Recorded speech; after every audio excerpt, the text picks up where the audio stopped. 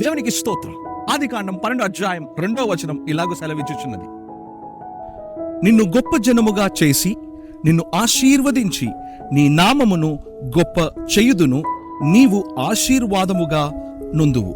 దైవజనమా, నరుడు అనేకులు మనని ఆశీర్వదించాలని, నరుల యొద్ద మంచి పేరు సంపాదించాలని, లేదా మీ ఆఫీస్ సర్ దగ్గర కావచ్చు, మీ మేనేజర్ దగ్గర కావచ్చు, లేకపోతే మీ అడ్మినిస్ట్రేటర్ దగ్గర కావచ్చు, లేకపోతే మీకు ప్రమోషన్ ఇచ్చే వారి దగ్గర కావచ్చు, అనేకుల దగ్గర మంచి పేరు సంపాదించడం కొరకు, వారి దగ్గర వీరి దగ్గర దీవెనలు పొందుట కొరకు చెయ్యరాని గొడ్డు చాకరులన్నీ మనం చేస్తాం.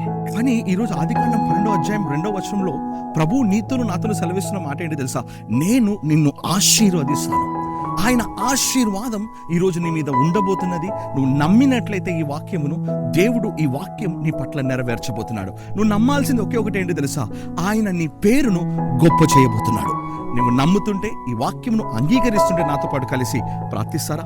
పరిశుద్ధ తండ్రి ప్రభువా, నా పేరును ఈ లోకంలో ఉన్న ఏ మానవుడు గొప్ప చేసినా మరొక మానవుడు దాన్ని పడవేయట కొరికే, పాడు చేయట కొరికే ప్రయత్నిస్తాడు. కానీ నీవు నా పేరును గొప్ప చేస్తే ఏ నరుడు నాకు వ్యతిరేకంగా నిలబడలేడు, నిలబడడు కూడా.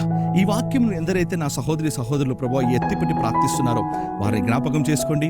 వారి పేరును మీరు గొప్ప చేసి వారిని మీరు దీవిస్తారని వాగ్దానం ఇచ్చినారు ఈ ఉదయకాలం. అందుకే నీకు స్తోత్రం. మా ప్రార్థన విన్నందున నీకు స్తోత్రం. యేసుక్రీస్తు వారి పరిశుద్ధ నామమున ప్రార్థించి వేడుకొంచున్నాం ప్రియ పరలోకపు తండ్రి. ఆమేన్, ఆమేన్, ఆమేన్. God bless you. God be with you all. See you back tomorrow morning 7 a.m.